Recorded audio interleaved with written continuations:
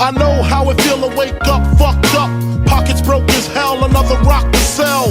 People look at you like you's the user, selling drugs to all the losers, mad. Mais non, ça enregistre pas. Vas-y. Mais ça filme en tout cas.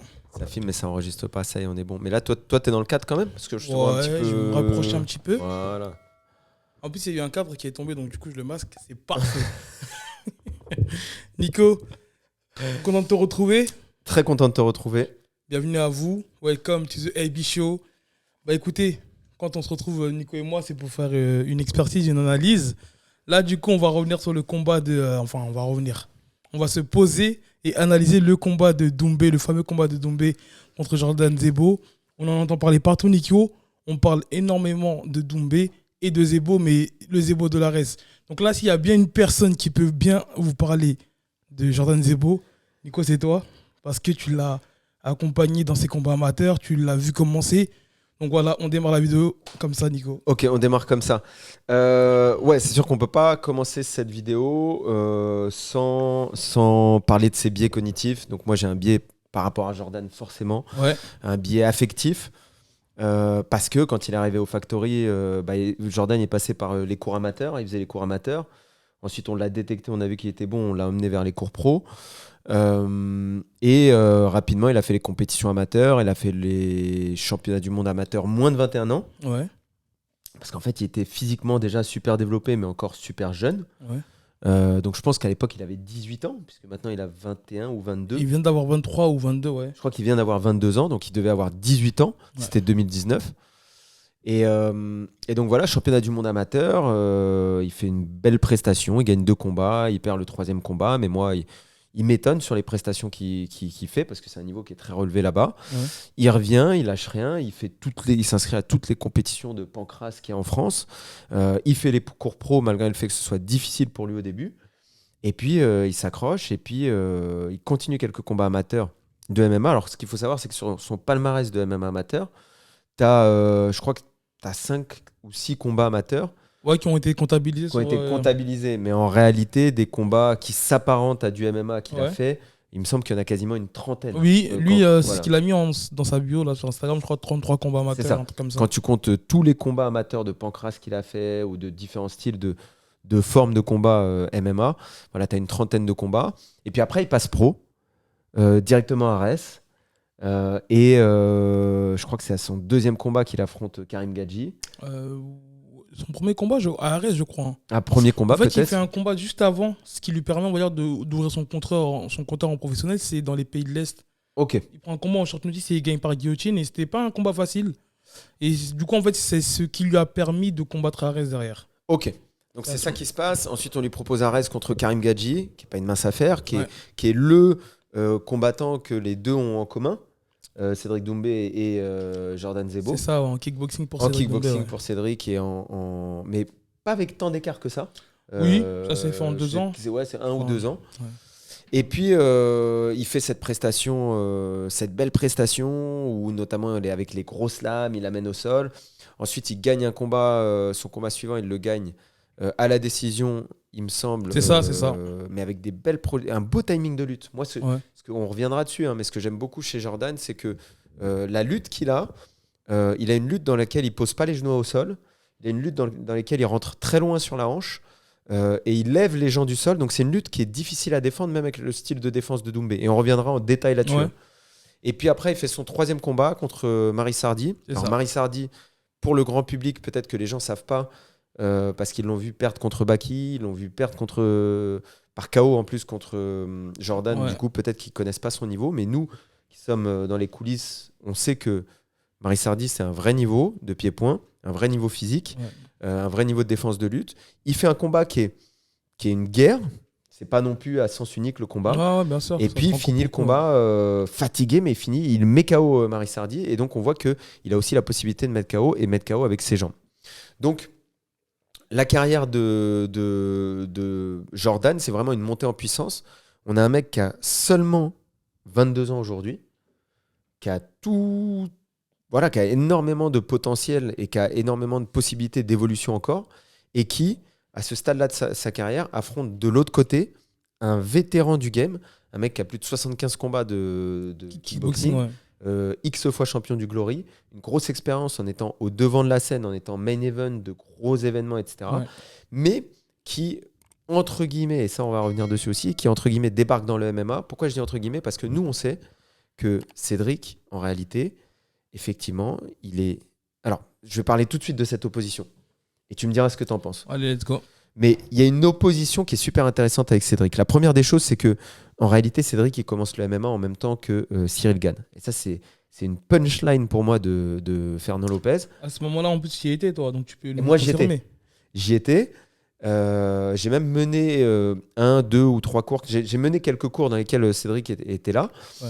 Et on a un Cédric hors caméra qui n'a rien à voir avec le Cédric face cam. Un Cédric qui est extrêmement discret, extrêmement à l'écoute, extrêmement prêt à progresser, gros travailleur, etc., etc. Et donc en 2017, il commence en même temps que Cyril Gane le MMA. Et puis il va chez Khabib, il va dans plein d'équipes, il s'entraîne de son côté, il va au SBG, l'équipe de Conor McGregor. Et depuis 1 an, quelque chose comme ça, il est à Latch Academy. Ouais. Il semble avoir trouvé sa stabilité là-bas, sous la tutelle de Boris John Stamp. Très bon combattant à l'ancienne, qui est là depuis longtemps et puis qui entraîne depuis longtemps. Et il semble avoir trouvé vraiment une équipe qui lui plaît là-bas. Mais première des choses, finalement, Cédric Doumbé, il débarque dans le MMA, mais ça fait 6 ans qu'il fait du MMA. Donc c'est pas non plus seulement il débarque, ça fait longtemps qu'il a commencé à s'entraîner dans le MMA, et ça fait longtemps qu'il a pu tester le haut niveau du MMA. Puisqu'au MMA Factory, il pouvait tourner déjà avec du très haut niveau. Ouais, il y a des archives où on le voit tourner avec Nassourdine. On le voit tourner avec Nassour. Avec Francis aussi, il me semble. Avec Francis. Ouais. Il tournait avec tout le monde, il tournait avec Commande qui est haut niveau, mais pas de la KT de qui Cédric, sera d'ailleurs dans le fort. coin de. Et qui sera dans le coin. Jordan, ouais. Et qui tournait avec lui à l'époque. Il tournait avec tout le monde. Il a été ensuite à Leke, où il a tourné avec Khabib et l'équipe des Dagestanais là-bas. Il a été au SBG, je pense qu'il a tourné un peu avec tout le monde là-bas. Et puis maintenant, il est à la Hatch Academy. On sait qu'il y a énormément de talent à la Hatch Academy. Donc, on sait que Cédric, en termes de médiatisation, c'est peut-être le combattant français qui a le plus de hype derrière lui. Avec certitude. Avec certitude. Ouais. Ensuite, on sait que en réalité, c'est un bosseur. Il s'entraîne très dur. Il s'entraîne depuis longtemps en MMA. Il connaît depuis longtemps le haut niveau. Il s'entraîne au sol avec Mehdi Othman depuis super longtemps aussi. Ouais. Très sérieusement. Il commence à montrer des choses, mais en fait, ça fait très longtemps qu'il s'entraîne avec lui. Et donc, Cédric, c'est un malin parce que effectivement, dans sa carrière de MMA, il a pris des gens qui n'avaient pas beaucoup d'expérience et il fait une carrière qui monte vraiment petit à petit, prenant des adversaires un petit peu plus durs à chaque fois. Mais en parallèle, il s'entraîne dur, il est fort, il prend beaucoup d'argent pour chacun de ses combats parce que c'est une star. Et donc, il arrive à avoir le ratio qui est super intéressant. Il arrive à avoir le ratio prime par combat, difficulté du combat, pour moi, de loin, la plus forte possible en France. C'est-à-dire que tu regardes la difficulté des adversaires qu'il affronte et la prime de combat, et tu fais un ratio des deux, et tu dis waouh, c'est magnifique ce que tu as fait parce que tu as créé tellement de hype qu'en affrontant un adversaire qui a 4-0, ton combat il va être quasiment aussi regardé. Et il est aussi attendu peut-être que le combat de Cyril Gane contre Spivak, ou plus attendu que le combat de Benoît Saint-Denis contre Thiago Moises, qui est un vétéran de l'UFC, qui est un mec qui est super fort, etc. Et donc, il a réussi à créer ce truc, et ça, c'est très, très fort. Ouais, je te rejoins, Nico, je te rejoins là-dessus. En tout cas, pour parler de Cédric rapidement, on sait que là, c'est un striker, Cédric, mais comment on peut qualifier Jordan ? Toi qui l'as vu dans ses débuts, on va dire que moi, après, tu me diras si tu es d'accord avec moi, je le qualifie de... c'est vraiment, on va dire, un combattant de MMA complet. Il n'excelle pas en boxe, il n'excelle pas en lutte, il n'excelle pas au sol. Il sait tout faire. Toi, tu le qualifierais de... C'est quoi son point fort pour toi, à Jordan ? Pour moi, le point fort de Jordan, c'est sa capacité à amener au sol. Alors, je ne sais pas si on peut parler de ça tout de suite. Moi, son point fort, c'est sa capacité à amener au sol. Ce qui me dérange quand je regarde les combats de Jordan, c'est que tous ses adversaires se relèvent de ses amenés au sol. Et donc, il a une grosse condition physique. Donc, deux gros avantages, la lutte et sa condition physique. Mais, pour moi, inconvénient, j'aime pas quand t'amènes au sol, mais que le mec il est capable de se relever et du coup, tu es obligé de l'emmener plein de fois au sol. Et c'est embêtant pour moi face à un mec comme Doumbé qui va pas être facile à amener au sol et qui, du coup, tu as envie de capitaliser. Tu as envie de dire, OK, c'est quoi, tu l'amènes au sol, viens, on reste au sol et on n'a pas besoin de remonter debout. Et je sais pas, un des points d'interrogation, c'est à quel point Jordan va être capable de garder Cédric au sol s'il l'amène au sol. En fait, Nico, le problème, c'est que, comme tu viens d'énumérer, que Jordan, il l'emmène au sol, il a une belle lutte, et malheureusement, ses adversaires ne les stabilisent pas. Après, moi, j'ai l'impression, en plus, pour avoir parlé avec lui, même bien avant, pour te dire, avant son combat contre Marie Sardi, il fait un combat contre un Brésilien. C'est juste après Karim Gadji. Ouais. Et je trouvais qu'en fait, dans son combat, il aurait pu terminer son adversaire à plusieurs reprises. Mais Jordan, en fait, il était en tout cas trop focalisé sur le fait d'être spectaculaire. En fait, le fait qu'il a cassé la cage avec Karim Gadji, qu'il a fait des slams de ouf, j'ai l'impression, c'est vraiment mon ressenti, et je pense pas me tromper, qu'il était focalisé en fait sur ça, sur vraiment vouloir faire le show. Et carrément, j'avais discuté avec lui lors de son combat, enfin juste avant Marie Sardi. Je lui ai dit, écoute Jordan, je ne suis pas ton coach, je suis juste ton partenaire d'entraînement, je ne serai pas dans ton staff, mais fais un combat intelligent. Simplifie-toi les choses, parce qu'en fait, moi, je le trouvais trop éparpillé. Tu sais, à vouloir faire le show, à mettre des kicks des fois non préparés, alors que le gars, il a un physique, il a l'avantage physique sur ses partenaires, sur ses adversaires. Il a l'avantage de force, et je trouvais que s'il se simplifiait la vie en ayant une posture de boxeur, en ayant les appuis bien bas et en allant lutter, je trouvais qu'il pouvait plus facilement, en tout cas, finir ses combats, tu vois. Donc là, avec tout l'engouement qu'il y a, avec le camp d'entraînement qu'il a fait, parce que je l'ai vu se préparer avec Ibra, j'étais, on va dire, un petit peu au cœur du camp d'entraînement. Je pense que là, ça va être un Jordan, on va dire, qu'on n'a pas eu l'habitude de voir, en tout cas jusqu'à présent. Plus mature. C'est ça, exactement, plus mature, tu vois, plus organisé, moins désordonné. Donc maintenant, après, tu disais qu'il a une capacité à emmener au sol, c'est vrai, mais je ne sais pas si, en tout cas de ce qu'on a vu jusqu'à présent, si sa lutte va lui permettre de mettre Cédric Doumbé en danger. Alors, pour moi, le blueprint des combats de Cédric Doumbé, si tu veux, le parcours parfait pour pouvoir battre Cédric Doumbé, le combattant qui lui a posé le plus de problèmes, c'est Title Shy.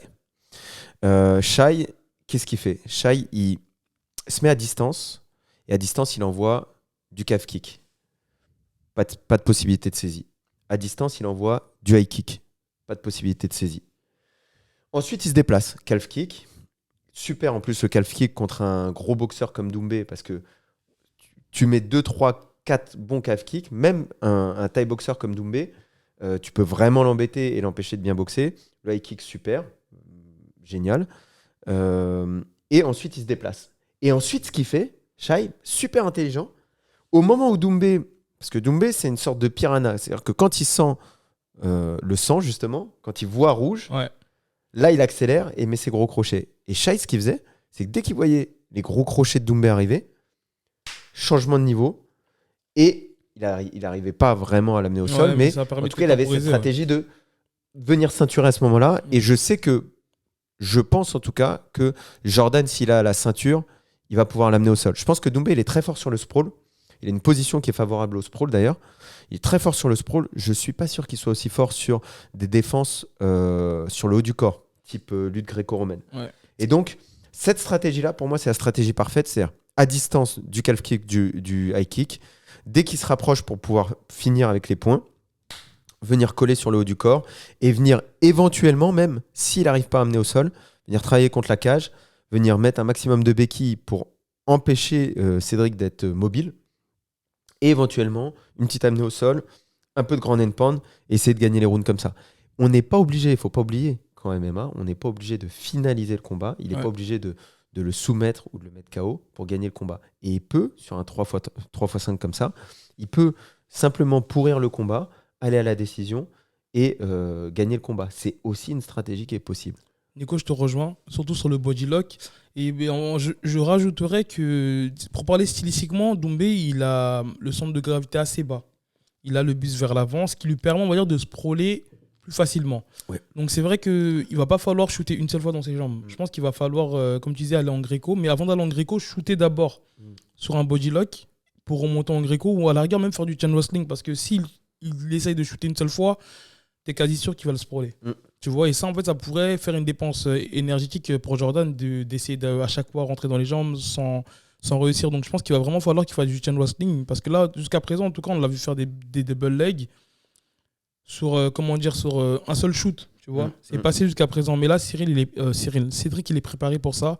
Comme je dis, il a les appuis bas. Il va vraiment pas falloir se louper, en tout cas dans les entrées, pour pas se manger des contres, parce qu'on sait qu'il a un sacré bras arrière. Donc il a les membres assez bas, donc ça lui permet, on va dire, de pouvoir remonter en hypercute, de pouvoir mettre une barrière, de pouvoir mettre les mains sur l'épaule pour bloquer les tentatives de takedown. Maintenant, moi, on va, je pense, avancer en tout cas un petit peu sur l'analyse. La condition physique de Cédric Doumbé. Je pense que moi, elle me laisse un petit peu à désirer. Et pour ça, en tout cas, je pense aussi que Jordan a l'avantage, en tout cas, là-dessus. Il y a l'avantage de l'expérience du côté de Cédric, mais l'avantage du MMA, de la condition, on va dire des retournements de situation, il a l'avantage là-dessus, Jordan. Parce que Cédric, il n'a pas connu ça, en tout cas. Jusqu'à présent, il n'a pas connu de combats difficiles, de renversement. Si ça part dans des phases de lutte prolongées, c'est ça. La condition physique, c'est sûr qu'elle va être en faveur de Jordan.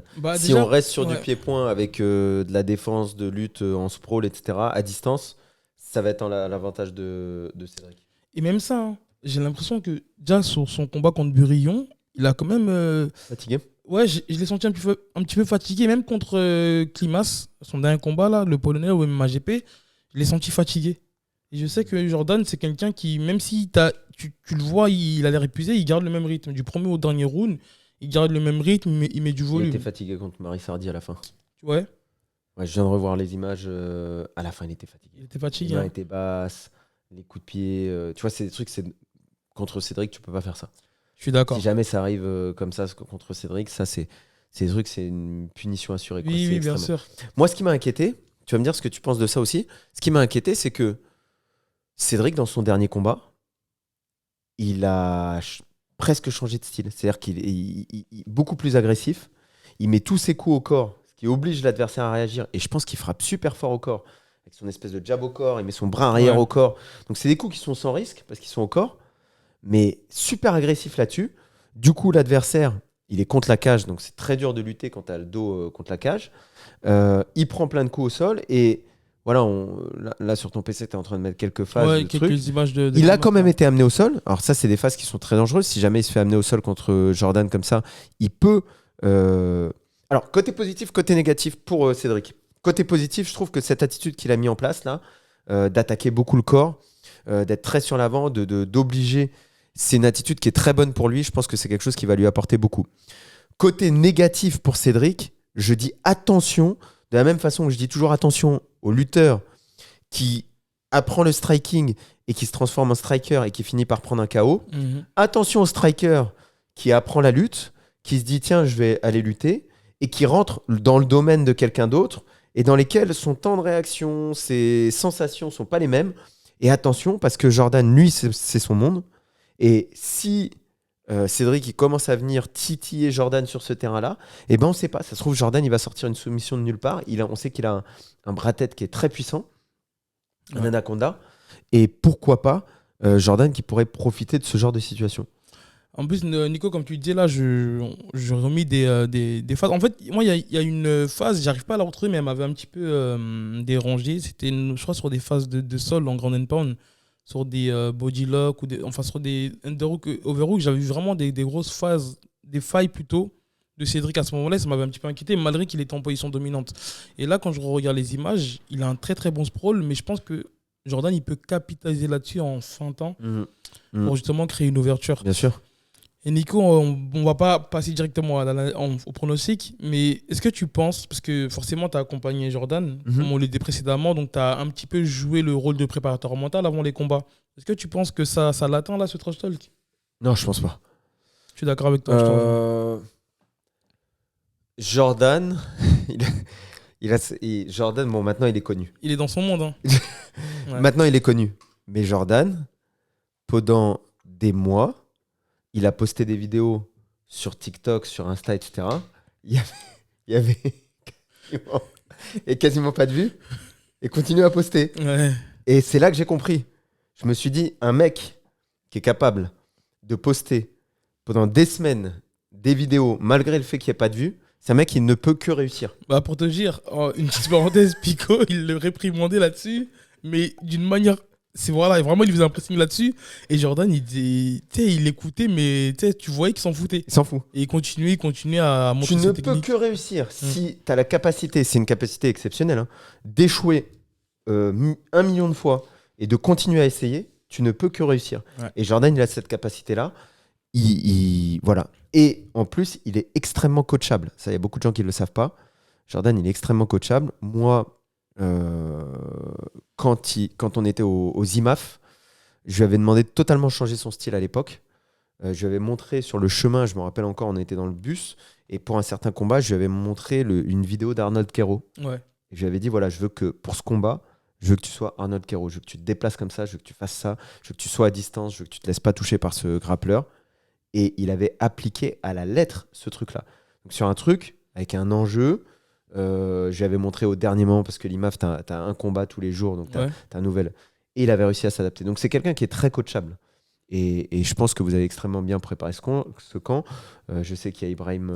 C'est ça, Ibrahim, là, il lui a servi de sparring durant tout le camp. Totalement, pratiquement 2 mois, ouais, c'est ça. Voilà. Et il y a Commandé qui est son coach depuis qu'il est sur Ares. C'est ça. Donc qui fait du super boulot avec Jordan.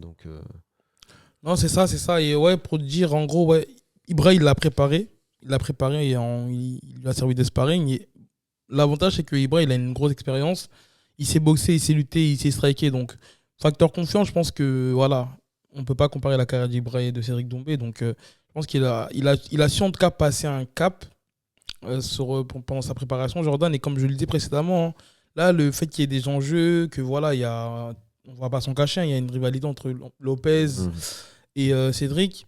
Il y a un facteur qui fait qu'il n'a pas le droit à l'erreur. Ou plutôt qu'il n'a pas le droit, en tout cas, d'aller tenter des nouvelles choses, comme il le faisait, par exemple, lors de son combat contre le Brésilien, là, dont j'oublie son nom.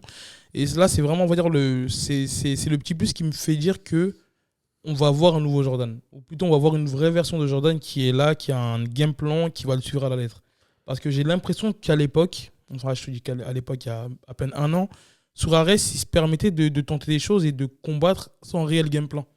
Alors que là, il y a un game plan à suivre. Et en gros, il n'aura pas le choix que de le suivre parce que derrière, il ne pourra pas se permettre de vouloir faire le striker parce que derrière, on a un gros striker d'élite. Donc, il ne faut pas minimiser sa carrière. Hein.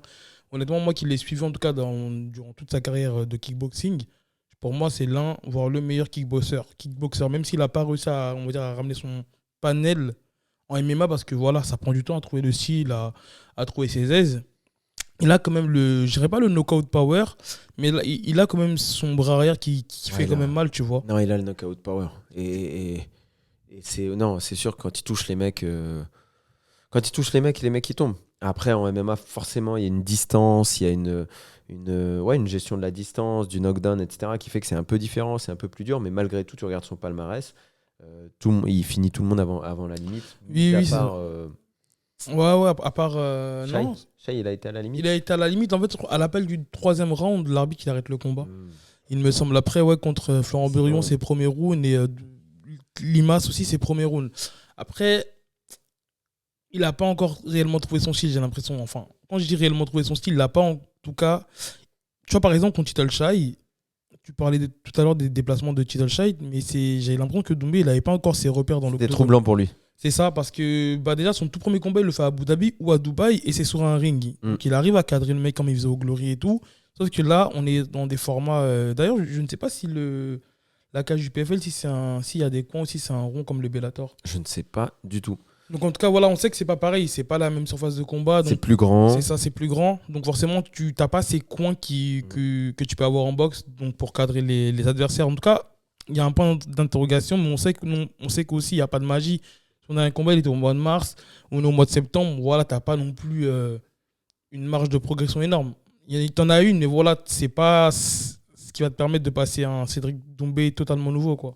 Et bon, après, voilà, les ajustements qu'il a fait entre-temps, c'est-à-dire aller à la hache et tout, forcément, il y aura une amélioration. Oui, c'est sûr. Si c'est quelque chose qui doit payer. Est-ce que tu penses que Cédric, il a la pression ? Bien sûr. Bah, tu sais, le trash talk que les gens découvrent maintenant, je le voyais moi à l'époque quand il le faisait par exemple sur Murtel Grenard. Il faisait des montages et tout, mais c'était pas hardcore comme là. Là, il a vraiment passé un cap. Son monteur, il est bon. Hein. Ouais, vaut mieux pas que j'en parle parce que j'ai commencé à rigoler, je te jure. Là, il a vraiment passé un cap et il le disait. Hein, franchement, tu sais, il y en a beaucoup qui le disent dans les commentaires que je suis pas objectif, que je suis pro Lopez. Mais je vous jure que Cédric, pour ceux qui me connaissent depuis, c'est vraiment un athlète que j'apprécie de ouf. Au Glory, c'était du très très haut niveau. Ses déplacements, son punch, son jeu de jambes, la manière dont il variait les zones de frappe et tout.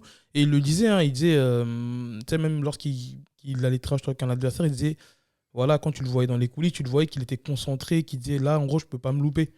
Donc, bien sûr qu'il a la pression. Mais est-ce que tu imagines un instant, après tout ce qu'il a fait, s'il venait à perdre? Et lui-même, il le dit, et je pense que c'est ça qui fait que c'est un champion. Ouais, c'est comme ça qu'il fonctionne. C'est ça, c'est un peu du. Mais dans le rouge. Je veux dire, je vais faire le parallèle avec Connor, mais Connor qui annonce à la conférence de presse qu'il va mettre par exemple, Eddie Alvarez KO au deuxième round, et il le fait, tu vois, il devient double champion. Donc je pense que c'est aussi une marque des grands combattants, des grands champions, cette manière-là, même si c'est pas tout le monde qui en est fan. Mais bien sûr qu'il doit avoir la pression, et justement, je pense que c'est ce qui fait que il doit exceller, il doit pas se louper. Donc voilà, Nico. Après, on va quand même pronostiquer. Franchement, j'ai pas. Ouais. C'est dur, hein. En fait, c'est dur déjà parce qu'il y a l'affectif. C'est ça. Et en plus, bon, finalement, je trouve ça plus intéressant de voir quel est le chemin de victoire pour Jordan, quel est le chemin de victoire pour Cédric. Pour moi, le chemin de victoire pour Cédric, effectivement, défendre la lutte. Effectivement, s'il arrive à oppresser Jordan, s'il arrive à mettre Jordan sur le reculoir, oui, créer la guerre debout. C'est-à-dire que s'il arrive à faire en sorte que Jordan veuille échanger avec lui debout, c'est là qu'il trouve ses opportunités, Cédric. Effectivement, s'il arrive à faire un moment, ok, Jordan, il part dans le truc, il dit ok, je vais à la bagarre, c'est là qu'il va trouver le punch. Et s'il arrive à le mettre trop sur le reculoir, à bien le cadrer, c'est là qu'il va trouver le punch. Du côté de Jordan, je pense que si effectivement il arrive soit à avoir une vraie domination, c'est-à-dire amener au sol, contrôler au sol, etc., ça c'est une première stratégie. Mais après, on a la deuxième stratégie dont on parle moins et dont on pense moins, mais qui est une stratégie de, entre guillemets, pourrir le combat. Longue distance, calf kick, high kick. Courte distance, body lock. Parfois amené au sol, parfois pas amené au sol. Travail contre la cage, travail de sape. Ouais. Je t'engorge les bras, je fais en sorte que tes bras ils soient moins forts. Je t'engorge les jambes, je te mets des béquilles, etc. Et je te travaille à partir de là et je te fatigue à partir de là. Et peut-être dans le deuxième ou le troisième round, là, je suis un peu plus, je cherche un peu plus la finalisation. Mais ça, c'est des stratégies qui ont fait leur preuve. Il ne faut pas les oublier, ces stratégies-là non plus. Ouais, c'est ça. En plus, pour moi, si le combat il va à la décision, je vois. Parce que Cédric, forcément, il va chercher à finir le combat. Donc, si le combat là, il va à la décision, je me dis que c'est que Cédric n'aurait pas réussi, on va dire, à installer, à mettre son punch, à mettre son knockout power.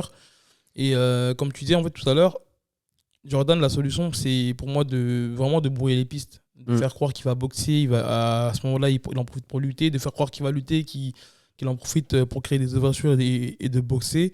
Et pourquoi pas un TKO dans le troisième round si Jordan arrive à imposer son rythme. Mais en tout cas, comme tu as dit, il va pas falloir qu'il recule. Il va pas falloir, parce que c'est un félin, Cédric. Il a le coup d'œil, il a un superbe coup d'œil, faut pas l'oublier. Donc je pense qu'il va falloir que Jordan fasse mettre du volume. Vraiment qu'il brouille les pistes, qu'il mette des fausses informations, de l'incertitude. Et là, je pense qu'il aura le chemin vers la victoire. Donc voilà, nos pronostics. Pas très engagé. Pas très engagé. Non, mais si je dois parler de pourcentage, comme je l'ai dit précédemment dans toutes mes vidéos, avec la carrière qu'il a... Cédric est favori. Voilà, forcément, j'irai aller à un 55-45. Vraiment, si je dois dire un pronostic, j'irai 55-45. Mais voilà, faut pas sous-estimer Jordan, hein, parce que comme je dis, on parle que de ses combats à reste, mais il a un passif en MMA, il connaît le MMA, il connaît son style, et Cédric, ça reste un peu nouveau pour lui, quoi qu'on dise. Et puis pour ouvrir un peu, ce qui est sympa aussi, c'est que quel que soit le vainqueur, le combat d'après, ça va être un gros test pour cette personne. Parce que si Doumbé il passe Jordan, on sait que le niveau du dessus, ça va être un truc très très lourd. Et si Jordan il passe Doumbé, on sait que le combat d'après, ça va être du très très lourd aussi. Et donc dans les deux cas, on sait que par la suite, on va avoir un test qui va être encore plus fort. Ouais, non, c'est sûr. Et derrière aussi, en tout cas, si Jordan venait à gagner ce combat, ça va vraiment être ça va vraiment le upgrader. Soit au niveau de la popularité, au niveau des adversaires, je pense pas que ça va changer grand-chose, Nico, parce que déjà, on sait qu'il est à RES et au PFL, et je pense que c'est quelqu'un qui va continuer à faire son chemin tranquillement, vu qu'il n'est pas fort sur la communication, malgré qu'il poste beaucoup. Ouais, mais s'il bat Cédric, tu vois, le combat d'après, forcément, on va le faire monter encore plus. Tu vois. Forcément, il y aura une fois que tu bats Cédric, c'est T'imagines, c'est énorme. Hein. Ouais, non, c'est sûr, c'est sûr. Mais écoute, en tout cas, on aurait la réponse ce samedi. Ça passe sur RMC et c'est sur Paris.